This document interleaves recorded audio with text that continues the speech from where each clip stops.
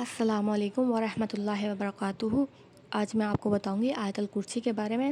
آپ اسکرین پر دیکھ سکتے ہیں آیت الکرسی، تو میں آپ کو اس کی ایک حدیث بتاتی ہوں۔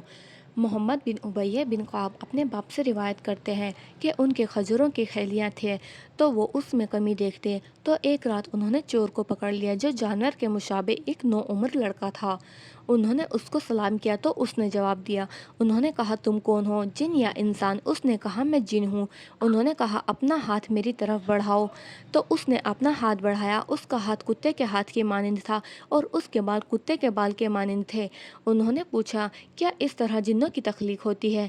اس نے کہا جن یہ جانتے ہیں کہ جنوں میں مجھ سے زیادہ شدید اور کوئی نہیں ہے۔ انہوں نے کہا تم میرے پاس کیوں آئے ہو؟ اس نے کہا ہمیں خبر ملی ہے کہ تم صدقہ کرنا بہت پسند کرتے ہو، تو ہم تمہارے کھانے میں سے اپنا حصہ لینے آئے ہیں۔ انہوں نے کہا کیا چیز تم سے بچا سکتی ہے؟ اس نے کہا وہ آیت جو سورۃ البقرہ میں ہے۔ سورۃ البقرہ کی آیت نمبر 255 یعنی کہ آیت الکرسی۔ جو کوئی اسے رات کو پڑھے گا وہ صبح تک ہم سے پناہ میں رہے گا، اور جو صبح کو اسے پڑھے گا وہ رات تک ہم سے پناہ میں رہے گا۔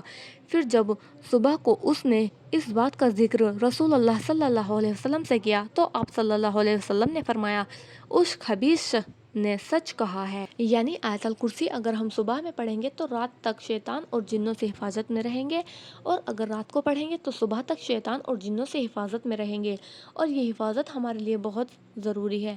تو آیت الکرسی کو ہمیں اپنی صبح میں اور رات میں اس کو ضرور پڑھنا ہے، اس کو اپنے اذکار میں شامل کرنا ہے۔ اور اس کے علاوہ اور بھی بہت سارے دعائیں ہیں صبح اور شام کی، جن میں سے ایک میں نے آپ کو پہلے بتائی تھی فجر کی نماز کے بعد اور عصر کی نماز کے بعد۔ باقی کی دعائیں میں آپ کے لیے آگے بتاؤں گی انشاءاللہ۔